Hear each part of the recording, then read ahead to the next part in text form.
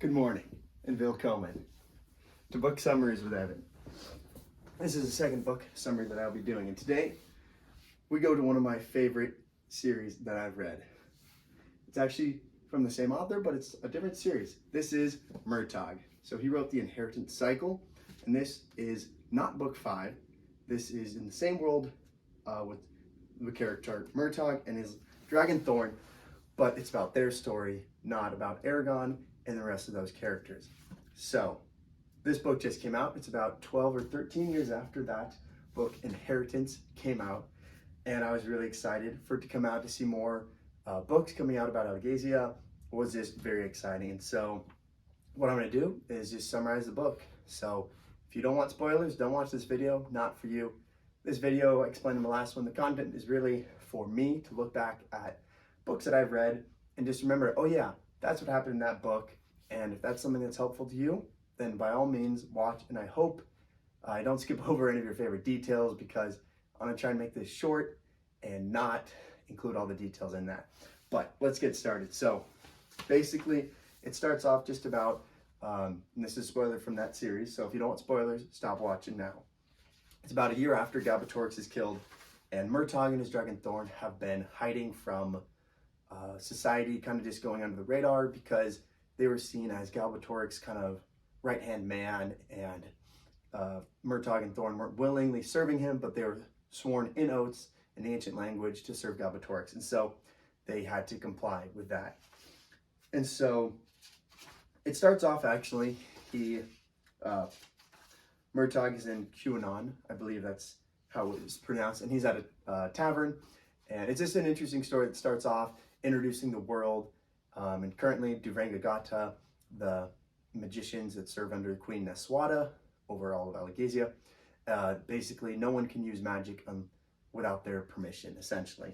And so Murtagh is meeting with one of his associates, this guy who's kind of a creepy fellow, and in their meeting, this guy kind of turns on Murtagh, and in defense of this little girl that Murtagh was talking to, he protects her, and they use a fork that he magically imbues with power to kill this person, because he tried using magic to kill them, but he was wearing this amulet, and words from the ancient language did not work on this guy. And so that kind of sets the trajectory. So from here, Murtagh is interested in what's this going on. He hears that this lady, a witch basically, is like imbuing amulets and doing wordless magic, and her name is Bashel. I want to make sure I said that right. There's a pronunciation page in the back, so if you are trying to remember how to say something, go to that. And so that is the start of the story. It's kind of a pretty simple plot. Just follows Murtagh and Thorn, his dragon, trying to find Bashel. So Murtagh sets off for Gilead to meet up with his contact, who he thinks will be able to tell him more information about Bashel, and then he can track her down and figure out what's going on with this weird wordless magic. So once there, he ends up connecting with a werecat, actually, and the werecat says, I'm going to help you, but first, one of our little young kitten werecats was taken by the city guards. Now, if you are able to return that werecat to us, I'll help you out. And how you're going to have to get into the place where the city guards have the cat hidden, you're going to have to get into the city guards. Now, you're not known here, so you're going to have to build up some clout, essentially. The captain of the guards said that whoever kills this fish Makma will either be given some gold or added to his guards and be part of the city guards. Now, Murtagh's like, okay, I gotta kill a fish. That can't be that bad. He sets off. He hears stories. Apparently this fish is been given magical powers and strength and size. It destroys boats and kills people, and it's very dangerous. And that is because the shade Durza, or some shade, gave it enhanced powers, and now it just kind of terrorizes the town. So Murtagh tries to fight it.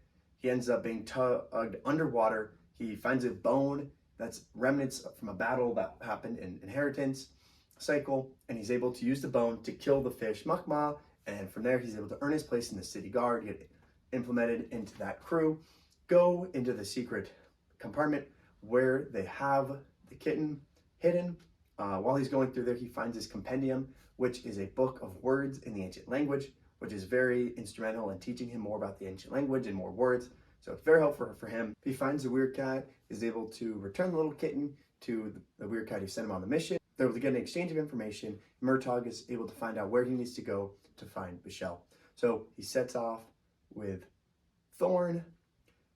After a little bit of issues leaving the city, he runs into this guy Lyrith, and Murtagh almost dies, but Thorn is able to rescue him, and they flee from Gilead. Anyway, a lot of stuff happens throughout the book, a lot of details, random things. I think total page count is 688 pages. And along the way, you learn more about Murtagh and Thorn. You learn about why they are the way that they are. One of those stories shares about how Thorn is claustrophobic, because when he was in captivity to Galbatorix, he was put into little small containers or rooms and tortured. You learn how Murtagh got the scar across his back from his father.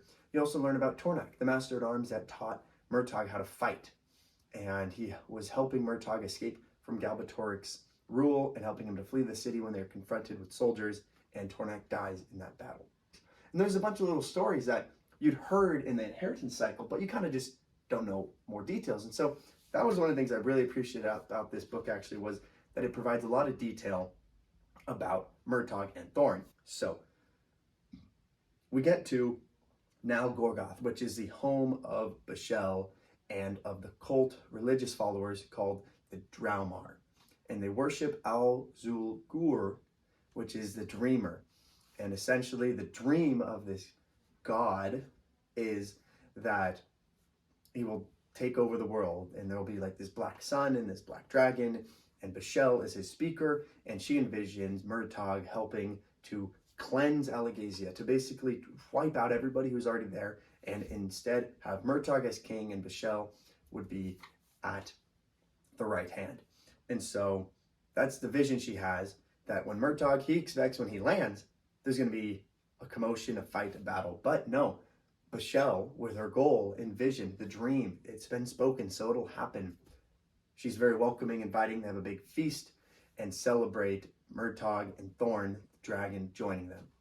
There's this character called Aline, and I think that's how you say it. She's one of the cult worshippers, and she becomes friends with Murtagh, and that's important detail for later on. Now, other stuff happens when they're there. At night, they always have dreams, and at night, one of the times, Murtagh is wanting to leave, and Thorn's like, yeah, let's get out of here. But Murtagh saw this cave, and he wants to investigate what's going on in there, because he thinks this is a source of power, or something bizarre is going on. And so he goes in. Thorn can't go with him. As I had mentioned, he's claustrophobic and afraid of these tight spaces like a cave, so he stays outside. Murtagh goes in, eventually runs into Bashel and Grieve, and Bashel uses this thing called the breath on him, and it basically immobilizes Murtagh, and he can't really respond, and then he's knocked out, put into prison. He served this thing called Vergothen, which prohibits him from using his magical abilities.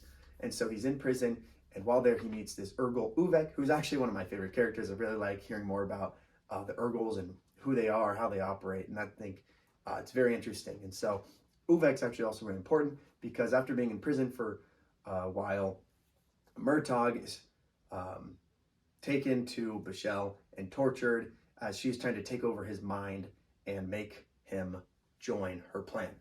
Murtagh eventually caves in and is turned into a slave. Him and Thorn both lose their will and ability to really do anything on their own.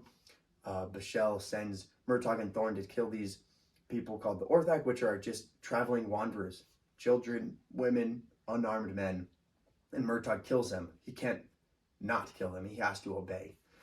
But eventually he talks with Uvek, and Uvek has this little charm that will be able to heal and remove the breath and remove the Vergothen, allowing them to think clearly and to access his magical abilities. And he finds, Murtagh finds this little gem in his cloak that has power in it. He can't access it, but his friendship with Aline, he's able to benefit from by convincing her to stop feeding him the Vergothen and the food, and so he no longer has that poison basically going through his body, and slowly he's able to kind of feel more closer to accessing the magic in the gem. And it comes to a climax when it's the Day of Black Smoke, which is a religious holiday for the Draumar, and Murtagh is being instructed to kill this person who was captured by the Draumar. He's about to stab the person, but he finally is able to feel the energy of magic in the gem, access it. Instead of stabbing into the person, he stabs at Bashel, but she has wards, it blocks. But from there, he's able to free Thorn, free Uvek, and this commences this big fight in which Murtagh confronts Grieve, and they have this pretty epic battle. And Uvek is involved in the fighting too. Then Murtagh kills Lyrith, that guy back in Gilead, who was the son of some important person under Galbatorix's reign. They have a long fist-to-fist bloody combat battle, but Murtagh is trying to find where Bashel is, and so he's reaching out his mind, and he feels Bashel deep underground in that cave. And so Murtagh goes to the cave. He has to go in alone because Thorn, well, claustrophobic, like I mentioned. But Thorn's busy. He's raising the town to flames. He's enjoying that. Finally able to let loose, be his own autonomous dragon again. And it's great. And so Murtagh goes in to find Bashel. He thinks he can kill her, take her down. He has a spell to block the breath from working on him. And so Murtagh goes into the cave alone. There's these creatures he has to fight and kill before he finally gets to Bashel and her acolytes, or the cultists, whatever. And they have this, epic battle where he's fighting. She uses a breath on him, but his magic ward that he used protects him from it. And eventually he gets stabbed. She has Nirin, the Dalth dart from the inheritance cycle. But Murtagh is able to keep fighting her off. And then how he ends up winning it, so big spoiler here, is he says, if this lady steps on that stone, this big stalactite would fall and crush her, because he was pretty much exhausted and his wards were exhausted, but he knew this, if it fell on her, would crush her and kill her. And so she steps on that spot, the big stalactite falls, crushes her, and he wins. Hip hip hooray, he crushes her. And then he kind of looks into the little well of dreams, they call it, and that's kind of where Azul Ghor is supposed to maybe dwell or live. And he casts a spell, and that being kind of like dissipates. Not sure if it's killed or just was able to flee. And then Murtagh passes out exhausted. And he has these dreams of Thorn overcoming his fear, going into the cave, coming to rescue him, and with the legless, or two-horned legless, Uvek, the Urgle, coming to rescue him. And so it was really this great moment of Thorn overcoming his fear of caves and from the trauma that he had growing up. And also on the walk in, I forgot to mention, this is an important part, when Murtagh was going through the cave, he also had a realization. He had his sword, Zarok, from his father, and he realized that with the name of names of the ancient language, he could change the name of that sword. And so he ends up changing it to freedom, because that's something very important to him. He wants to be free. He wants to bring freedom to others.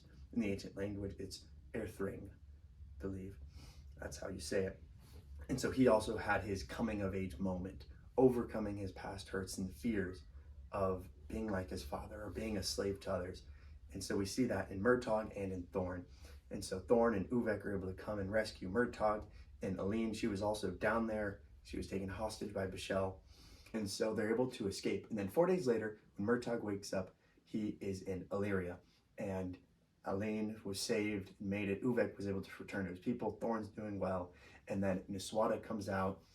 And it's a really tender moment where you get to see these two characters interact again. It's been a long time. You hadn't heard from Niswada this whole book.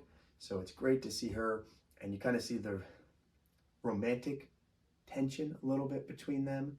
And Niswada asks Murtagh to stay, for reasons of state, but also for her. And so it's this really tender moment between these characters. And, you're just like, well, what's going to happen? Because Murtagh, he's kind of public enemy number one. And Niswada is the queen of the kingdom, or queendom, I suppose. And that's how the story ends. And it leaves you off kind of setting up for more books to come in the future. And overall, I'd say I enjoyed the book. It was a quick read. I did feel like there was a lot of details, kind of more than I would have wanted, but at the same time, a lot of the details that were in there were really insightful and helpful and added to the story. And so I did enjoy it. I kind of was hoping for more Aragon or Saphira or Arya or other characters, but no, this was all about this guy. Look at this beautiful cover art. It's all about Thorn and Murtagh and how they become the people they're meant to be and how they overcome their past traumas and save Alagasia from an evil that they did not know was lurking in the far reaches.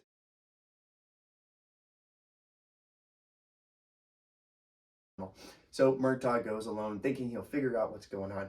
Of course, he confronts Michelle and her right-hand man, Grieve. They fight. Grieve is really hard to kill, but... Oh, wait.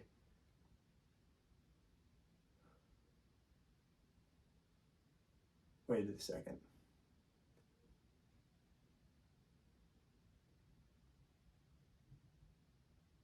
That's wrong.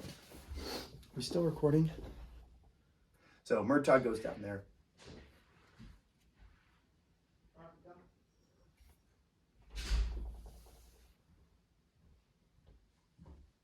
Evan? Yup. Hello. How's it going? It's going well. Are you in a meeting or some sort? I was filming my book summary. Oh, nice. Yep. Oh, or did I interrupt it? A little bit. But I mean, not your fault. Are you still rolling? Yep. Okay. My phone died and then I ran out of storage, and so hopefully now I'm able You to... need a portable charger? No, I got another charger. Are you filming right now? Yep. Okay. Now where was I?